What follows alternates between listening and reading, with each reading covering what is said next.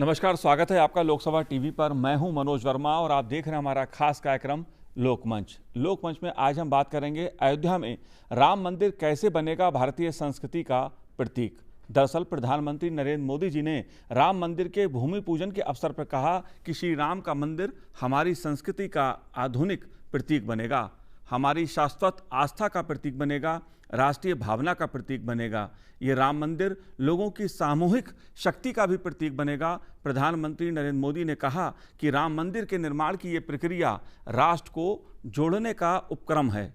ये विश्वास को विद्यमान से जोड़ने का, नर को नारायण से जोड़ने का, लोक को आस्था से जोड़ने का, वर्तमान को अतीत से जोड़ने का और स्वयं को संस्कार से जोड़ने का महोत्सव है। आखिर कैसे राम का मंदिर हमारी संस्कृति का आधुनिक प्रतीक बनेगा, आज लोकमंच में इसी पे चर्चा करेंगे। चर्चा करने के लिए दो खास मेहमान मेरे साथ इस समय जुड़े हुए हैं। पूर्व भाजपा सांसद और पांचजन्य के संपादक तरुण विजय जी मेरे साथ स्टूडियो में हैं। तरुण जी, आपका बहुत बहुत स्वागत है लोकसभा टीवी पर। और मेरे साथ हैं इतिहासकार बुद्धिनाथ मिश्रा जी। बुद्धिनाथ जी मेरे साथ स्काइप के जरिए जुड़ेंगे। बुद्धिनाथ जी, आपका बहुत बहुत स्वागत है लोकसभा टीवी पर। धन्यवाद जी। मैं आप दोनों से समझने की कोशिश करूंगा जो कुछ प्रधानमंत्री जी ने राम जन्मभूमि के भूमि पूजन के मौके पर कहा, लेकिन सबसे पहले सुनते हैं आइए कि प्रधानमंत्री नरेंद्र मोदी जी ने क्या कहा। साथियों, श्री रामचंद्र को तेज में सूर्य के समान, क्षमा में पृथ्वी के तुल्य, बुद्धि में बृहस्पति के सदस्य और यश में इंद्र के समान माना गया है। श्री राम का चरित्र सबसे अधिक जिस केंद्र बिंदु पर घूमता है वो है सत्य पर अड़िग रहना। इसलिए ही श्री राम संपूर्ण है। दीन दयाल बिरिदु संभारी, यानी जो दीन है, जो दुखी हैं, उनकी बिगड़ी बनाने वाले श्री राम है। साथियों, जीवन का ऐसा कोई पहलू नहीं है जहां हमारे राम प्रेरणा न देते हो। भारत की ऐसी कोई भावना नहीं है जिसमें प्रभु राम झलकते न हो। भारत की आस्था में राम है, भारत के आदर्शों में राम है, भारत की दिव्यता में राम है, भारत के दर्शन में राम है। साथियों, दुनिया में कितने ही देश राम के नाम का वंदन करते हैं। वहां के नागरिक खुद को श्री राम से जुड़ा हुआ मानते हैं। विश्व की सर्वाधिक मुस्लिम जनसंख्या जिस देश में है वो है इंडोनेशिया। वहां हमारे देश की तरह काकाविन रामायण, स्वर्णदीप रामायण, योगेश्वर रामायण जैसी कई अनूठी रामायण है। राम आज भी वहां पूजनीय है। कंबोडिया में रमकेर रामायण है, लाओ में फ्रालाप रामायण है, मलेशिया में हिकायत शेरी राम, तो थाईलैंड में रामाकेन है। आपको ईरान और चीन में भी राम के प्रसंग तथा राम कथाओं का विवरण मिलेगा। श्रीलंका में रामायण की कथा जानकी हरण के नाम सुनाई जाती है और नेपाल का तो राम से आत्मीय संबंध माता जानकी से जुड़ा है। ऐसे ही दुनिया के और न जाने कितने देश हैं, कितने छोर हैं जहां की आस्था में या अतीत में राम किसी न किसी रूप में रचे बसे हैं। मुझे विश्वास है कि यहां निर्मित होने वाला राम मंदिर अनंत काल तक पूरी मानवता को प्रेरणा देगा। इसलिए हमें यह भी सुनिश्चित करना है कि भगवान श्री राम का संदेश, राम मंदिर का संदेश, हमारी हजारों सालों की परंपरा का संदेश कैसे पूरे विश्व तक निरंतर पहुंचे। श्री राम का आह्वान है, जो सभित आवा सरनाई, रखी हूं ताही प्राण की नाई। जो शरण में आए उसकी रक्षा करना सभी का कर्तव्य है। श्री राम जी का ही ये संदेश है, श्री राम जी का भी कमिटमेंट है, जननी जन्मभूमिश्च स्वर्गादपि गरीयसी। अपनी मातृभूमि स्वर्ग से भी बढ़कर होती है। और भाइयों बहनों, ये भी श्री राम की नीति है, और वो क्या है? भय बिनु होई न प्रीति। इसलिए हमारा देश जितना ताकतवर होगा उतनी ही प्रीति और शांति भी बनी रहेगी। राम की यही नीति, राम की यही रीति सदियों से भारत का मार्गदर्शन करती रही है। राष्ट्रपिता महात्मा गांधी ने इन्हीं सूत्रों, इन्हीं मंत्रों के आलोक में राम राज्य का सपना देखा था। राम का जीवन, उनका चरित्र ही गांधी जी के राम राज्य का रास्ता है। राम का जीवन, राम का चरित्र ही गांधी जी के राम राज्य का रास्ता है। प्रधानमंत्री नरेंद्र मोदी जी ने राम की जन्मभूमि से जो संदेश राम जी का दिया, उसके कई मायने हैं। और इसका अगर मैं एक संक्षेप में, एक शब्द में कहूं तो ये संस्कृति से जुड़ा भारत की जो संस्कृति रही है, जिसका जिक्र प्रधानमंत्री जी ने अपने संबोधन में कई बार किया। इसीलिए आज हम बात करेंगे आखिर कैसे राम का मंदिर हमारी भारत की संस्कृति का आधुनिक प्रतीक बनेगा। जो कुछ प्रधानमंत्री जी ने कहा राम जी के जरिए, उसे भी हम समझने की कोशिश करेंगे कि उसके क्या मायने हैं। सबसे पहले बात तरुण विजय जी से। तरुण जी, प्रधानमंत्री जी का जो संबोधन था कल का, उसके कई मायने हैं। आप कैसे देखते हैं उस संबोधन को? मैं तो ये जब यह संबोधन सुनता हूँ, और कई बार मैंने सुना है, मुझे रोमांच हो उठता है और ऐसा लगता है कि भारतवर्ष की शताब्दियों की वेदना, पीड़ा, आकांक्षाएं, स्वप्न, विजय गाथाएं और पराभव और उसके बाद पुनः उठने की जो उद्दाम शक्ति और जिजीविषा है, वह प्रधानमंत्री जी के शब्दों में इस प्रकार प्रकट होकर बही जैसे शताब्दियों का भारतवर्ष उनकी वाणी में बोल रहा हो। जी। महाकवि मैथिली शरण गुप्त ने कहा है, राम तुम्हारा व्रत स्वयं ही काव्य है, कोई कवि बन जाए सहज संभव है। श्री राम के जीवन का, चरित्र का वर्णन करते करते व्यक्ति महाकवि बन जाते हैं। प्रधानमंत्री नरेंद्र मोदी जब अयोध्या में यह बोल रहे थे तो मुझे लग रहा था कि वे गद्य गीत बोल रहे हैं, वे बह गए हैं। और उस राम धारा में बहकर जो उन्होंने कहा वह भारत की वाणी थी। और निश्चित रूप से मनोज जी, हम आपको बताएं कि राम जन्मभूमि पे जो मीर बाकी ने मंदिर का ध्वंस किया था, वह केवल एक जिहादी, बर्बर और पाशविक कृत्य नहीं था, बल्कि वह एक राजनीतिक वक्तव्य था। वह भारत की जनता और भारतवर्ष को परास्त करने का एक प्रकार से हस्ताक्षर करना चाहता था। और जो भारतवर्ष के सर्वोच्च आराध्य हैं, उनके मंदिर को ध्वस्त करके उसने यह बताया कि अब तुम मेरे गुलाम हो गए हो, यहाँ की जनता। परंतु धन्य है यहाँ की हिंदू जनता, और धन्य है उनका पराक्रम और शौर्य। 4 शताब्दियों तक उन्होंने निरंतर संघर्ष, युद्ध करते हुए इस दिन की प्रतीक्षा की। अब मुझे यह कहने में कोई संकोच नहीं है कि 15 अगस्त 1947 भारत की राजनीतिक स्वतंत्रता का दिन था, और 5 अगस्त 2020 भारत की सांस्कृतिक स्वतंत्रता का दिन बना है। जी बिल्कुल, भारत की सांस्कृतिक स्वतंत्रता का दिन बना 5 अगस्त का दिन, अपने में ऐतिहासिक दिन, अपने में महत्वपूर्ण दिन। बुद्धिनाथ जी, आपको आवाज सुनाई दे रही है मेरी? जी हाँ, जी हाँ, जी हाँ। प्रधानमंत्री जी ने सांस्कृतिक आधुनिकता का प्रतीक बनेगा राम मंदिर, इसका जिक्र कई बार किया। आखिर कैसे राम का मंदिर हमारी संस्कृति का आधुनिक प्रतीक बनेगा? आप कैसे देख रहे हैं इसको?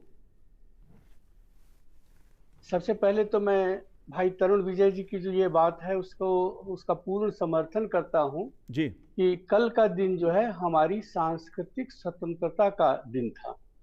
और मैंने उस पर कुछ पंक्तियां लिखी हैं आज सवेरे। जी। मैं अगर अनुमति हो तो मैं उसको सुनाना चाहता हूं, क्योंकि कवि जो है अपनी बात कविता में ज्यादा अच्छी तरह से सुना पाता है। जी, स्वागत है आपका। वो है कि सदियों बाद प्रतीक्षा तुर पल शांत हुआ, सदियों बाद राम सीता संग लौटे घर, जगी कामना पुनः राम दरबार लगे, राम राज्य की ज्योति जले धरती अंबर, नव भारत की नई चेतना की जय हो, पराधीन मानस के संशय का क्षय हो, जन्मभूमि यह नहीं मात्र है राघव की, यह अथ है दिन का इति रात पराभव की, आओ संभावित संकल्पित। जी जी, मैं दोबारा लौटूंगा बुद्धिनाथ जी के पास। तरुण विजय जी, आपको सांस्कृतिक आधुनिकता का प्रतीक बनेगा राम मंदिर, इस पे कई बार जिक्र किया प्रधानमंत्री जी अपने संबोधन में, कैसे बनेगा? राम भारत के श्वास श्वास में है जी। क्षमा सीखनी हो तो राम से सीखे, उदारता सीखनी हो तो राम से सीखे। निषाद राज गुह्य के प्रति जो उन्होंने कृपालु भाव दिखाया और जगत नियंता परमपिता परमेश्वर के अंश होते हुए भी उन्होंने गुह से केवटराज से नदियाँ पार करने की अनुमति मांगी और प्रणम्य किया, यह उनकी विनय का प्रतीक है। उन्होंने जनजातियों को गले लगाया, वानर को गले लगाया, रीछ जाति को गले लगाया, गिलहरी को सहला के उसको भी उन्होंने एक अमरत्व दिया और रावण की मृत्यु के पश्चात भी रावण से सीखने के लिए लक्ष्मण को भेजा। इससे बढ़कर उदारता, पराक्रम, शौर्य, पिता की आज्ञा को मानना, मातृभक्ति और राम के आंसू बहुत कम लोग बता सकेंगे। राम के आंसू कब निकले? पुरता निकसी रघुवीर वधु, धरी धीर दये मग में डगद्वय, जल की भरी भाल कनी जल की, पुट सूखी गए मधुराधर वय, फिर बूझती हैं चलनो अब केतिक, पर्ण कुटी किति धो करी हुए, तिय की लखी आतुरता, पिय की अखियां अति चारु चली जल जोया। सिया माता का कष्ट देख के श्री राम की आंखों में आंसू आ गए। मर्यादा रक्षक, समस्त स्त्री जाति की मर्यादा की रक्षा की, यह समुच्चय है संपूर्ण भारतवर्ष का। श्री राम भारतीय संस्कृति के सारांश है और उसके निकष है, उसका परिणाम है, उसके फल है। उनकी स्मृति में जो भी अधिष्ठान बनता है वह भारतीय संस्कृति की दिव्यता को प्रतिभासित करने वाला केंद्र बनता ही बनता है। श्री राम के स्मरण से जन्म, श्री राम के स्मरण से मृत्यु, ये भारतीय की आकांक्षा रहती है। उस श्री राम की स्मृति में जो मंदिर बनेगा वह संपूर्णतः सिंधु सरस्वती घाटी की सभ्यता से लेके, हम सब तो हड़प्पन है, हम सब हड़प्पा सभ्यता के अंश है, वह श्री राम के ध्वनि से गुंजित होता है। तो वहाँ से लेकर और कन्याकुमारी तक का जो अंश है वह संपूर्ण भारतवर्ष जो है वह गांधार से लेके और बोरबुदु तक का जो भारत खंड सांस्कृतिक रहा है, उसमें जो श्री राम है वह जब उसमें प्रतिभासित होगा तो श्री राम मंदिर के कण कण से भारतीयता प्रकट होगी। वह भारतीय वीरता का, भारतीय पराक्रम का, भारतीय शौर्य का, भारतीय विजिगीषु प्रवृत्ति का, भारतीय क्षमा, भारतीय धृति, भारतीय ज्ञान, भारतीय सभ्यता, भारतीय प्रज्ञा, भारतीय लेखन, भारतीय धर्म, भारतीय सभ्यता के प्रवाह और भारतीय जन, भारत के कण कण में गंगा, यमुना, कावेरी, गोदावरी, कृष्णा, इन सब का समुच्चय अगर देखना होगा तो लोग अयोध्या जी आएंगे और श्री राम मंदिर के दर्शन करेंगे। इसीलिए जब वहाँ के निर्माण की प्रारंभिक प्रक्रिया हुई तो उसमें देश की समस्त नदियों का जल आया, समस्त क्षेत्रों की पवित्र मिट्टी आई। तवांग, अरुणाचल प्रदेश, परशुराम कुंड, मणिपुर, असम, कामाख्या, वहाँ से लेके लद्दाख, लेह से सिंधु जल और तंजावुर, मदुरई, मीनाक्षी मंदिर से लेके श्री द्वारका जी और गुजरात, राजस्थान, इन सब का दर्शन हमें श्री राम जन्मभूमि मंदिर अयोध्या जी में होगा। और इसीलिए जो बाबर का यह एक कुकृत्य और पाशविक कृत्य था, वह इसीलिए था कि वह भारत को परास्त दिखाना चाहता था, परंतु इस कल की मंगल ध्वनि से और श्री नरेंद्र मोदी जी भारत के नवीन छत्रपति शिवाजी के रूप में उन्होंने जो कल अपनी वाणी का गुंजार किया है, उससे भारत में एक नवीन आत्मविश्वास का संचार हुआ है। जी, हम हैं, हम परास्त नहीं हैं जी, हम विजयी हैं। जी, तो ये विजय का भाव भारत की औद्योगिक प्रगति, आर्थिक प्रगति, शैक्षिक प्रगति में प्रतिबिंबित होगा। आपने जो प्रधानमंत्री नरेंद्र मोदी जी ने संदेश दिया राम जी के जरिए, वो आपने समझाया, लेकिन कुछ लोगों को शायद ये बात समझ में नहीं आ रही है। कुछ लोग कह रहे हैं साहब संविधान विरोधी काम हो रहा है, देश की जो धर्मनिरपेक्षता की छवि है वो खतरे में पड़ रही है, आप हिंदू राष्ट्र बना रहे हैं। अब मैं उनके दुर्भाग्य पे क्या टिप्पणी करूं, क्योंकि श्री राम के चरणों के प्रति जिसका अनुराग नहीं है, उससे बढ़कर दुर्भाग्यशाली इस विश्व में कोई नहीं है। श्री राम तो इस समस्त मानव जाति और संपूर्ण भारतवर्ष के प्रत्येक व्यक्ति के पूर्वज हैं, चाहे उसका धर्म, संप्रदाय, आस्था कुछ भी हो। क्योंकि जब कुछ नहीं था, जब कोई आस्था नहीं थी, संप्रदाय नहीं था, धर्म नहीं था, मत नहीं था, पथ नहीं था, उस समय श्री राम थे। तो श्री राम तो हमारे आदि पुरुष हैं, वे हमारे आदि पूर्वज हैं। भले ही कोई ईसाई बन गया हो, कोई मुस्लिम इस्लाम को मानता हो, कोई कहीं भी बन गया हो, लेकिन श्री राम के बिना भारत की कल्पना नहीं है। और भारत का संविधान का तो प्रारंभ श्री गणेश श्री राम के स्मरण से होता है। जो भारत के संविधान की प्रथम प्रति बनी, उस प्रथम प्रति में जो चित्र बना है वह प्रभु श्री राम का है। तो संविधान का अर्थ श्री राम से है। अगर संविधान सम्मत नहीं है अयोध्या का मंदिर, तो भारत में कुछ भी संविधान सम्मत नहीं। संविधान के कण कण को श्री राम मंदिर के निर्माण में प्रतिभाषित किया गया है और सर्वोच्च न्यायालय का निर्णय हुआ है। जो लोग इस प्रकार की वाणी बोल रहे हैं, वे वास्तव में संविधान का ही नहीं, भारत के सर्वोच्च न्यायालय का भी अपमान कर रहे हैं। क्या उन्हें सर्वोच्च न्यायालय की मति, सर्वोच्च न्यायालय के विवेक और सर्वोच्च न्यायालय के निर्णय पर भरोसा नहीं है? जी, वे किसकी बात बोल रहे हैं? वे तो भारत के शत्रुओं की बात बोल रहे हैं। भारत के संविधान में जिसका विश्वास है, भारत की न्याय पद्धति में जिसका विश्वास है, भारत के सर्वोच्च न्यायालय में जिसका विश्वास है, वही श्री राम के चरणों के प्रति अपने अनुराग का दर्शन करा सकता है। जी, लेकिन अब तो कुछ खबरें ऐसी भी सामने आ रही हैं कि कुछ मुस्लिम संगठन हैं, कुछ मुस्लिम नेता हैं, वो सुप्रीम कोर्ट का फैसला भी शायद मानने को तैयार नहीं है। डंके की चोट पे बहुत कुछ कह रहे हैं, लेकिन ये समय इस बात को समझने का है कि राम मंदिर में जो भूमि पूजन प्रधानमंत्री नरेंद्र मोदी जी ने किया और जो संदेश राम जी के जीवन के जरिए उन्होंने दुनिया को दिया कि भारत की जो संस्कृति के प्रतीक हैं श्री राम, वो दुनिया के लिए आदर्श हैं। बुद्धिनाथ जी, आप हमें कुछ पंक्तियां सुना रहे थे जाने से पहले, इंटरनेट से दिक्कत थोड़ी सी बीच में हुई। कैसे संस्कृति का प्रतीक बनेगा राम मंदिर? राम पर मर्यादा पुरुषोत्तम राम पर भाई तरुण जी ने बहुत अच्छी तरह से कह दिया। मैं थोड़ा सा मंदिर के बारे में बताना चाहूंगा। मंदिर की जो भूमिका हमारे यहाँ है, वो केवल पूजा आराधना का ही केंद्र नहीं है। मंदिर हमारे यहाँ शिक्षा के भी केंद्र रहे हैं। बल्कि आप ये समझिए कि मंदिर का जो प्रयोग होता है वह घर के लिए भी होता है। जब कहते हैं कि शरीरम रोग मंदिरम, रोग का, बीमारियों का घर है शरीर, तो वहाँ मंदिर का अर्थ घर ही होता है।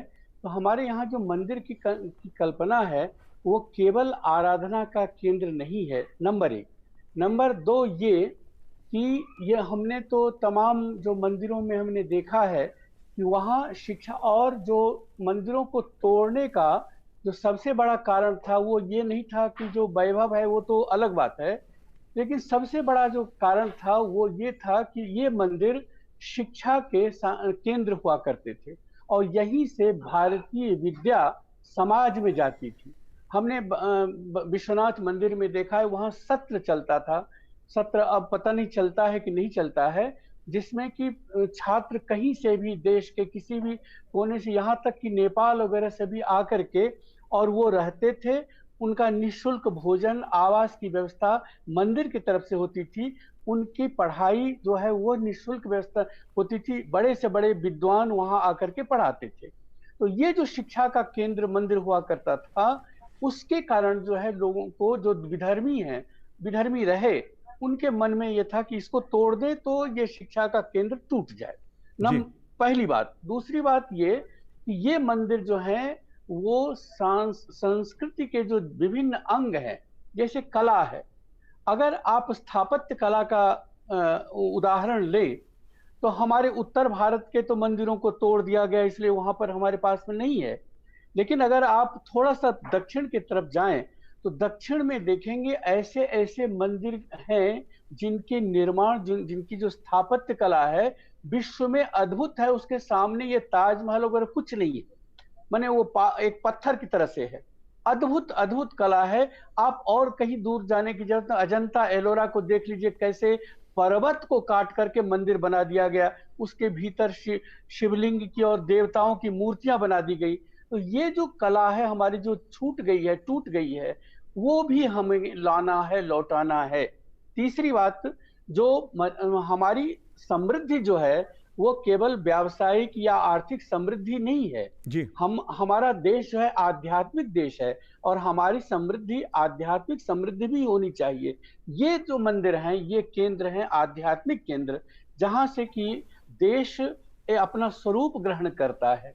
हमारे यहाँ जब कहते थे कि जगत गुरु, भारत को जगत गुरु, तो इसलिए नहीं कि वो जो अपना इसका आर्थिक था वो तो पक्ष था ही, लेकिन सबसे बड़ी बात थी कि आध्यात्मिक जो जीने की जो कला है, जिसके बारे में तरुण जी ने भी कहा है कि जीने की जीवन दर्शन वो जो है इन मंदिरों से प्राप्त होता था पूरी मानवता को। आपको एक बात और बताना चाहूंगा जी, कि जब ये विदेशी आक्रांताओं के कारण ये जब मंदिरों पर लिखा गया कि आर्य धर्मेतराणाम प्रवेशो निषिद्ध, माने आर्य धर्म के इतर जो है उनका प्रवेश इसमें वर्जित है, लेकिन उन मंदिरों के अंदर जो कल्पना की जाती थी, वो जो संकल्प लिया जाता था, वो पूरे विश्व का संकल्प लिया जाता था। इसलिए ये मंदिर जो है वो पूरे विश्व के कल्याण के लिए, वहां पर ये नहीं है कि हिंदू समाज के कल्याण के लिए, वहां सर्वे भवन्तु सुखिनः, सर्वे सन्तु निरामया,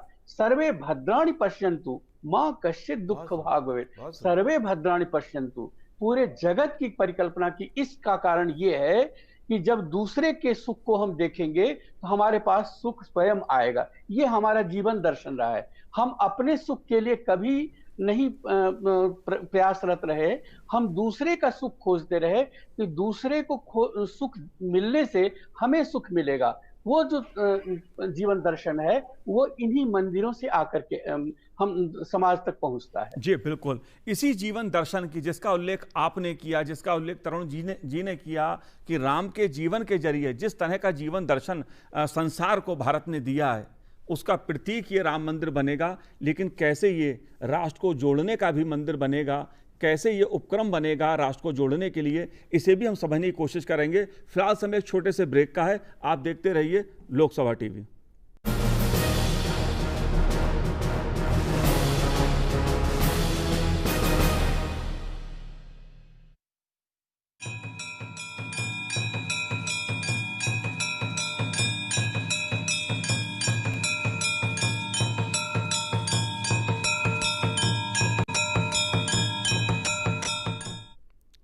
ब्रेक के बाद आपका स्वागत है। आप देख रहे हैं हमारा खास कार्यक्रम लोकमंच, और लोकमंच में आज हम बात कर रहे हैं अयोध्या में राम मंदिर कैसे बनेगा भारतीय संस्कृति का प्रतीक, कैसे राष्ट्र को जोड़ने का मंदिर बनेगा प्रतीक। हम इन्हीं पहलुओं को समझने की बात कर रहे हैं क्योंकि प्रधानमंत्री नरेंद्र मोदी जी ने राम मंदिर के भूमि पूजन के अवसर पर ये सब बातें कहीं कि जो राम का मंदिर बनेगा राम की जन्मभूमि पर, वो दुनिया को शांति का, संस्कृति का, भारत के अध्यात्म का संदेश देगा।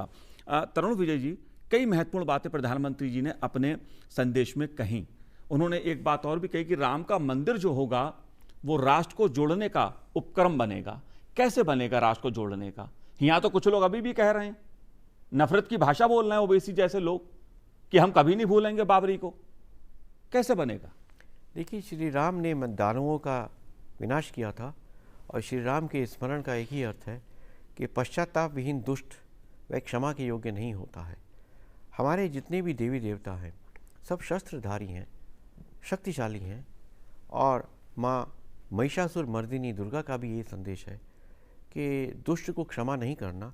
वरना राम जो है वह श्रीलंका जाते ही नहीं और कहते, अयोध्या लौट आते कि मैंने रावण से युद्ध ही नहीं किया, मैं तो शांति में विश्वास करता हूँ और जानकी को मैं लंका में ही छोड़ के आ गया हूँ। तो क्या लोग दिवाली मनाते? नहीं।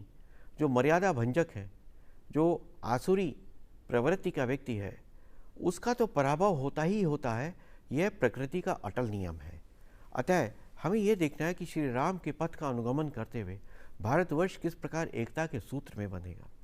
मैं अभी अंडमान निकोबार भी गया था और वहाँ के जो मूल निवासी हैं उनका ये मानना है कि अंडमान जो है हनुमान से बना है जी। और लंका जलाने के बाद जब हनुमान जी वापस लौट रहे थे तो वे यहाँ पर अपने अग्निशमन के लिए यहाँ पे रुके थे। तो अंडमान मूलतः हनुमान से निकला है। अरुणाचल तक में परशुराम कुंड है डिब्रूगढ़ में, और वहाँ के सभी जनजातियों में श्री राम के प्रति गहरा मिजो रामायण है। नागालैंड में जो मूल निवासी थे कन्वर्जन से पहले, वे लोग भी श्री राम के प्रति अनुराग रखते हैं। मणिपुर, मेघालय में सेंखासी लोग मानते हैं। आसाम में तो सब हम जानते हैं कि किस प्रकार राम का स्मरण है। तो श्री राम के स्मरण से आसेतु हिमाचल, चाहे वे बौद्ध हों। हम कैलाश मानसरोवर यात्रा पर जाते हैं, मुझे प्रभु ने 3 बार अवसर दिया। तो जब हम तिब्बत में प्रवेश करते हैं तो तकलाकोट में जो पहला बौद्ध मठ मिलता है, उस मठ में श्री राम, सीता और लक्ष्मण की बहुत ही सुंदर प्रतिमाएं हैं, काष्ठ प्रतिमाएं, जिनका पूजन होता है बौद्ध रीति रिवाज से। तो श्री राम बौद्ध संसार के भी परम आदरणीय है। जापान में श्री राम का मंदिर है, कंबोडिया में है, और आप जानते हैं दक्षिण कोरिया में तो वहाँ बहुत ही जन जन में एक आख्यान प्रचलित है कि अयोध्या की राजकुमारी ने वहाँ के सम्राट से विवाह किया था और उसकी स्मृति में बहुत बड़ा वहाँ स्मृति मंदिर भी है। और पिछले वर्ष ही दक्षिण कोरिया की जो राष्ट्रपति महोदया हैं वे उस स्मृति को लेकर अयोध्या जी आई थी और उनकी स्मृति में भी एक वहाँ पे स्मृति फलक लगाया गया है। तो श्री राम का संपूर्ण भारत के कण कण में एक मिलन है। श्री राम मर्यादा के ही रक्षक नहीं बल्कि धर्म और अध्यात्म के उद्गाता हैं। गुरु गोविंद सिंह ने श्री राम की स्तुति लिखी है, गुरु गोविंद सिंह जी ने। और जब आप श्री गुरु ग्रंथ साहब जी का पारायण करते हैं तो श्री राम बहुत ही भक्ति के साथ आता है। आज सुबह ही मैं गुरबानी सुन रहा था तो भक्त ईश्वर चंद का बहुत बड़ा अच्छा कीर्तन है जो नानक की वाणी है, मेरे राम मेरे राम। और मेरे राम कह के इतना अद्भुत नानक जी का वो भजन है जो प्रतिदिन हम गुरुद्वारों में सुनते हैं। तो राम ने सबको बांधा। राम ने अपने चरित्र के माध्यम से सीमा रहित होकर, वे असीम संसार के एक मर्यादा पुरुषोत्तम हैं, देवादिदेव हैं, और उनकी स्मृति से हृदय में अच्छा ही भाव जागृत होता है, अच्छा ही भाव जागृत होता है। अतः श्री राम भारतीय एकता के सूत्र हैं। जैसे आदि शंकर ने 4 मठ बनाए और चारों मठों के माध्यम से एक उन्होंने यात्राएं करवा के भारत की एकता को धर्मबद्ध किया, उसी प्रकार से अयोध्या जी राम के माध्यम से भारत के जन जन को अपने क्षेत्र में लाके दक्षिण के लोग अयोध्या जी। अब देखिए दक्षिण में अयोध्या नाम प्रचलित है, दक्षिण में राघवेंद्र नाम प्रचलित है, दक्षिण में राघव नाम प्रचलित है। और 2000 वर्ष पूर्व जो वैकुंठ पेरुमल मंदिर कांचीपुरम में बना था, वहाँ पे सबसे पहले श्री राम का शिलाओं पर वर्णन है, वहाँ के स्तंभों पर वर्णन है। श्री राम दरबार का जो माना जाता है कि प्रस्तर पर उत्कीर्ण चोल राजाओं के समय से श्री राम अंकित है। चोल राजाओं का जो विश्वविख्यात विश्व विरासत है यूनेस्को की, बृहदेश्वर मंदिर तंजावुर में, प्रगतीश्वर मंदिर वहाँ पे है, और कुंभकोणम है, दारासरम है। वहाँ आप जाएंगे बृहदेश्वर में तो संपूर्ण राम कथा वहाँ पे लिखी हुई है, पत्थरों में लिखी हुई है। एक प्रकार से व्रत चित्र है वह प्रस्तरों पे। तो ये 2000 वर्ष से पहले की बात है। तो श्री राम के बिना भारत की कल्पना असंभव है। दुनिया का सबसे बड़ा हिंदू मंदिर भारतवर्ष में नहीं है, वह तो अंगकोर वाट में है, कंबोजिया में, काम्बोज जिसको कहा जाता है। और वहाँ के लोग बड़ी बड़े गर्व से कहते हैं कि काम्बोज ऋषि भारत से आए, यहाँ की नाग कन्या से उन्होंने विवाह किया और उनकी हम संतति हैं। वहाँ अंगकोर वाट मंदिर में श्री राम कथा एक डॉक्यूमेंट्री फिल्म की तरह से उन मंदिर की दीवारों पर अंकित है। ऐसे हैं श्री राम। अतः श्री राम न केवल भारतवर्ष की एकता को मजबूत करने वाले, शक्तिशाली बनाने वाले केंद्र बनेगा श्री राम जन्मभूमि मंदिर अयोध्या जी में, बल्कि यह विश्व भर से भारत की आध्यात्मिकता और भारत की जो तेजस्विता है धर्म के माध्यम से, उसका दर्शन करने के जो अभीप्सु लोग हैं, जिज्ञासु लोग हैं, जो पर्यटक लोग हैं, वे भी अयोध्या जी में आएंगे। और अयोध्या जी में आप जानते ही हैं मनोज जी कि दुनिया में अयोध्या जी अनेक स्थान पे है। थाईलैंड की राजधानी 350 वर्ष तक अयोध्या, 350 वर्ष तक थाई नरेश जो है वे राम कहे जाते हैं। थाई नरेशों की जो पदवी है वे राम है। और वर्तमान जो थाई सम्राट हैं वो रामा द 10th, राम दशम है वर्तमान। तो राम परंपरा से जुड़े हैं। तो 300 आज भी आप नक्शे में देखेंगे अयोध्या वह थाईलैंड में है और वह वहाँ की राजधानी रही है। तो ऐसा अद्भुत जिस महापुरुष का, जिस देवतुल्य का जीवन रहा हो, वह तो संपूर्ण विश्व को मानवता में बांधने वाले केंद्र बनेंगे और राम जन्मभूमि विश्व को मानवता का संदेश देने वाला भारत का संयुक्त राष्ट्र संघ बनेगा। जी बिल्कुल, अधिष्ठान बनेगा, जो राम मंदिर बनेगा, राष्ट्र को जोड़ने वाला बनेगा, क्योंकि राम जी ने भी एक तरह से पूरे भारत को ही जोड़ने का काम किया। उत्तर से दक्षिण तक और पूरब से पश्चिम तक राम जी जहाँ जहाँ गए वो पूरा एक भव्य हमारे सामने संस्कारों के साथ सामने आता है। कैसे उन्होंने आदिवासियों को साथ लिया, कैसे उन्होंने वनवासियों को साथ लिया, कैसे उन्होंने जो वंचित लोग हैं उनको भी जोड़ने का काम किया। समाज में सबको जोड़ने का काम राम ने किया। इसलिए हम कहते हैं राम सबके हैं, सबके हैं राम। बुद्धिनाथ जी आपको बात सुनाई दे रही है मेरी? हाँ बिल्कुल। मैं आपसे ये समझना चाहता हूं कि नर से नारायण को जोड़ने की बात कही, स्वयं को संस्कार से जोड़ने की बात प्रधानमंत्री जी ने कही, आप कैसे देख रहे हैं?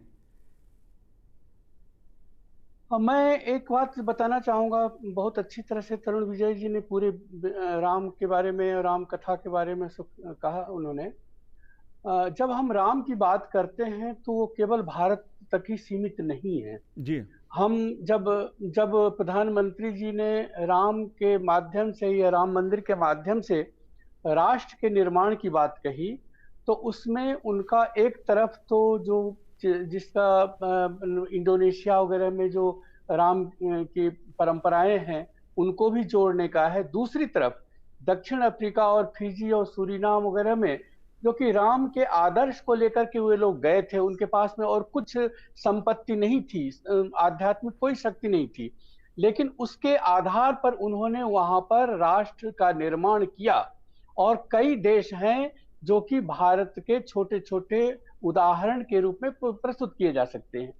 तो जब हम यहाँ पर अयोध्या में जो राम, मैं समझता हूँ कि प्रधानमंत्री जी का जो ये कॉन्सेप्ट है, ये अवधारणा है कि इन सारे जो सांस्कृतिक जो बहुत बड़ा विशाल भारत बनता है, उस भारत का केंद्र ये मंदिर बने। और मंदिर जो होता है, मैंने आप पहले भी बताया, और दूसरी और बताना चाहूंगा कि केवल स्थापत्य ही मंदिर नहीं है जो जिसको हम देखते हैं, बल्कि उसमें जो साहित्य और संगीत और कला, इन तीनों का विकास होता है। अगर आप उड़ीसा की तरफ जाएं, आप उनके मंदिरों में देखें आप, तो आपको नृत्य भी है, संगीत भी है और साहित्य तो है। ये जयदेव का जो गीत गोविंदम है वो तीनों को लेकर के चलता है जी। और खास तौर से विष्णु के जो मंदिर हैं, विष्णु के अवतारों के जो मंदिर हैं, वो इन सब के ज्यादा केंद्र हैं। तो ये ध्यान में रखना पड़ेगा। और जो आप देखिए नृत्य कला का भी वहां पर आप केंद्र देखेंगे, वहां पर साहित्य का तो मैं समझता हूँ कि विश्व में जितने भी स्तोत्र लिखे गए हैं उनमें जितना अच्छा स्तोत्र मंदिरों में पढ़ा जाता है, रचा गया है, वो दूसरी जगह कहीं हो नहीं सकता है। स्तोत्र के जो चरमोत्कर्ष हो सकता है स्तोत्र साहित्य का। मैंने थोड़ा बहुत स्तोत्र साहित्य का अध्ययन किया है, विश्व के स्तोत्र साहित्य का, तो उसमें देखा कि अपने यहाँ जिस तरह से, जिस उदात्तता पर, जिस पराकाष्ठा पर स्तोत्र साहित्य को ले गए हैं हमारे कवि, हमारे साहित्यकार, हमारे साधु संत, वो अद्भुत है। तो इन सबका संरक्षण होता है एक मंदिर के निर्माण से। जी, बात और जी, कहना चाहूंगा जी बुद्धिनाथ जी कि मंदिर केवल इतना ही नहीं है, वो अपने साथ एक बाजार भी लेकर के चलता है। जहां मंदिर होता है, मैं अरुणाचल की बात कही उन्होंने, अरुणाचल में एक शिवलिंग है, बहुत बड़ा विशाल शिवलिंग है, कहते हैं कि दुनिया का सबसे बड़ा शिवलिंग है। वहां कोई जाता नहीं है, लेकिन वहां भी जाएंगे, देखेंगे कि 2 दुकान खुली है उस जगह पर जहां पर कि दिन में एकाध व्यक्ति पहुंचता है, वहां भी 2 दुकान खुली हुई है। और देश में जितने हैं, विदेशों में जितने हैं मंदिर, वहां अपने आप बाजार व्यवसाय जी, बिल्कुल चलता है। बिल्कुल तो बुद्धिनाथ जी, आर्थिक केंद्र भी ये मंदिर है। बिल्कुल बुद्धिनाथ जी, आपने हमें मंदिर का क्या महत्व है भारत में और भारत के सामाजिक उसमें कितना महत्वपूर्ण उसका योगदान रहा है शिक्षा की दृष्टि से, अध्यात्म की दृष्टि से, आपने हमें बताया। आपने लोकसभा टीवी से बात की, आपका बहुत बहुत शुक्रिया, बहुत बहुत धन्यवाद। तरुण विजय जी, तमाम मंदिर की क्या भूमिका है, क्या महत्व है शिक्षा का, अध्यात्म का, बाजार की दृष्टि से, बुद्धिनाथ जी ने बताई इस बात को। लेकिन प्रधानमंत्री जी के संबोधन में एक बात रामराज की आई कि रामराज कैसा रामराज? महात्मा गांधी ने जो सपना देखा, क्या वैसा रामराज, या जिसकी तमाम लोग जिक्र करते हैं, जब भी कोई राम पे संबोधन होता है तो उसमें रामराज का जिक्र जरूर होता है, लेकिन प्रधानमंत्री जी ने बताया कि कैसा रामराज, आप कैसा रामराज देखते हैं? राम राज्य गांधी के सपनों का राम राज्य, गांधी जी का अथ और इति, गांधी जी का प्रारंभ और उनका पूर्णाहुति, वह राम राज्य के इर्द गिर्द ही है। गांधी जी ने बार बार इस बात को दोहराया, दैहिक दैविक भौतिक तापा, राम राज नहीं काहुई व्यापा। इसी में संपूर्णता आ गई। इसमें स्वदेशी है, इसमें सुरक्षा है, इसमें स्त्री की मर्यादा है, इसमें प्रजा की समृद्धि है, शिक्षा है, सुसंस्कार है, सुसंस्कृति है, इसमें प्रजा का अपना कर्तव्य पालन है, इसमें प्रजा का पराक्रम शौर्य है, इसमें प्रजा का नागरिक धर्म है। कैसे है? दैहिक दैविक भौतिक तापा। जिस शासन में किसी भी प्रकार की भौतिक अनुशासनहीनता ना हो, भौतिक स्खलन ना हो, भौतिक ताप अर्थात दुर्बलताएं ना हो, वह शासन चाहिए। भौतिक ताप का अर्थ ये होता है कि वहाँ पे अच्छा इंफ्रास्ट्रक्चर है, वहाँ पर अच्छी सड़कें हैं, वहाँ पे प्रकाश की व्यवस्था है, वहाँ पे इस प्रकार की ढांचागत सुविधाएं हैं कि प्रत्येक को शिक्षा मिल रही है, विद्यालय खुले हैं, कॉलेज यूनिवर्सिटीज़ खुली हैं, और व्यक्ति अपनी भौतिक सुख सुविधाओं के लिए, भौतिक ज्ञान वृद्धि के लिए, सब प्रकार के अवसर प्राप्त करने के लिए स्वतंत्र है। और वहाँ का शासन ऐसा है कि जो अपनी प्रजा को ये तमाम सुविधाएं उपलब्ध कराता है। जब तक वह उपलब्ध नहीं कराता है तब तक वह राम राज्य के निकट नहीं है। दैहिक दैविक, दैविक का अर्थ हुआ कि उसके ज्ञान, उसकी प्रज्ञा, उसकी आध्यात्मिक चेतना। दैविक जो है वह केवल धर्म, अर्थात धर्म का जो एक गलत अर्थ लेते हैं, जो डॉक्टर राधा कृष्ण ने कहा कि धर्म can not be translated into religion और इनटू अ सेक्ट। धर्म इज वे ऑफ लाइफ, और इसी को सुप्रीम कोर्ट ने माना। धर्म का आप अनुवाद कर नहीं सकते हैं। एक सैनिक का धर्म है मातृभूमि की रक्षा, एक शिक्षक का धर्म है अपने शिष्यों को पढ़ाना, एक शासक का धर्म है कि वह अपनी प्रजा को सब प्रकार से सुखी, संपन्न और सुरक्षित रखे। ये दैविक में आता है। तो दैविक का अर्थ हुआ कि प्रजा सुरक्षित है। देखिए, आपके किसी भी राज्य में कला, संस्कृति, साहित्य ये तब विकसित, पुष्पित और पल्लवित हो सकते हैं जब आपकी सीमाएं सुरक्षित हैं, जी, जब आतंकवाद नहीं है, जब प्रजा निर्भीक है, जब किसी भी प्रकार का असंतोष नहीं है, जब किसी भी प्रकार के विद्रोही स्वर नहीं गूंज रहे हैं। तो उस शासक की यह उसका कर्तव्य होता है कि श्री राम के आदर्श से प्रेरणा लेके निशिचर हीन करहु मही भुज उठाय प्रण कीन। ये तो रघुवर का प्रण है कि मैं असुरों से, दानवों से, निशिचरों से, यह पृथ्वी हीन करूंगा। तो आतंकवाद से मुक्ति दिलाना। तो क्या प्रधानमंत्री नरेंद्र मोदी जी का जो संदेश था कि जो राम जी की रीति नीति रही है राम राज्य की, जिसमें भय के बिना पृथ्वी नहीं होती है और समाज का जो सबसे वंचित है, जो दबे कुचले लोग हैं, उनको भी साथ लेकर राम जी चलते हैं, क्या यही उसका आशय है? ये उनका आदर्श है प्रधानमंत्री जी का कि इस समाज में कोई दीनहीन न हो। हम हैं, शासन उनकी रक्षा के लिए है, किसानों के लिए, मजदूरों के लिए, अध्यापकों के लिए, गृहिणियों की मर्यादा रक्षा ये श्री राम से होती है। रावण का वध क्यों किया? माता सीता स्त्री जाति की मर्यादा का प्रतीक थी और रावण इस बात के लिए कुख्यात था कि वह स्त्रियों पर आघात करता है, स्त्रियों की मर्यादा को भंग करता है। उससे मुक्ति दिला के स्त्रियों की मर्यादा को सुरक्षित किया, वह राम राज्य का संदेश है। तो स्त्रियों को एम्पावरमेंट, वेमेन एम्पावरमेंट, एजुकेशन, किसान, मजदूर और अध्यापक और जो हमारे संघर्षरत वर्ग हैं उनको सशक्त करना। अब देखिए, किसान पेंशन की योजना है, मजदूरों के लिए पेंशन की योजना है, बीमा योजना आपने शुरू की है। हर क्षेत्र में लद्दाख से लेके और कन्याकुमारी तक के मजदूरों को जो सुविधाएं दी जा रही हैं, 12 रुपये साल के प्रीमियम में आपको जीवन भर की पेंशन मिल जाती है। मजदूर को और क्या चाहिए? ये राम राज्य की कल्पना के अंतर्गत है। दैहिक दैविक भौतिकता पर किसी भी प्रकार की दारुणता, विपदा, वेदना हमारे नागरिकों को ना हो और वह सुरक्षित निर्भीक वातावरण में अभय समाज में जिए तथा परम वैभव के लक्ष्य को प्राप्त करें। क्योंकि भारतवर्ष संपूर्ण पृथ्वी पर एकमात्र ऐसा देश है जहाँ विभिन्न प्रकार के मत, मतांतर, विचार वह पुष्पित पल्लवित हुए आदिकाल से। यहाँ पे पारसी आए, यहाँ पे यहूदी आए, यहाँ तिब्बती आए। दुनिया में जिसको कहीं शरण नहीं मिली वह भारत के लोगों ने दी। क्योंकि राम के राज्य में, जो प्रधानमंत्री जी ने भी अपने वाक्य में कहा कि जो सभीत होके मेरी शरण में आता है उसकी मैं अपने प्राणों की भांति रक्षा करता हूं। ऐसा भारतीय समाज राम राज्य का स्वप्न है जी। और यही भारत का संदेश भी दुनिया के लिए है कि शांति के साथ आधुनिकता की तरफ बढ़ें, विकास की तरफ बढ़ें, राम के साथ सबको रोटी भी मिले, सबको सुरक्षा भी मिले। और यही संदेश है। राम मंदिर निर्माण का जो कार्य शुरू किया है प्रधानमंत्री नरेंद्र मोदी जी ने, उसी संबोधन से, उसी जन्मभूमि से, राम की जन्मभूमि से उन्होंने पूरी दुनिया को यही संदेश दिया कि अयोध्या में राम का मंदिर भारतीय संस्कृति का प्रतीक बनेगा। असुरों का हनन होगा, दुष्टों का हनन होगा और सज्जन की रक्षा होगी जी। और भय के बिना पृथ्वी नहीं होती है, इस पर खासा जोर प्रधानमंत्री जी ने दिया है कि देश की सुरक्षा प्राथमिकता में सबसे ऊपर है, जन्मभूमि स्वर्ग से बढ़कर है। ऐसा संदेश भी प्रधानमंत्री नरेंद्र मोदी जी ने राम की जन्मभूमि से दिया। तरुण विजय जी, आपने हमसे बात की, आपका बहुत बहुत शुक्रिया, बहुत बहुत धन्यवाद। तो लोकमंच में आज इतना ही, मुझे दीजिए आज्ञा, नमस्कार।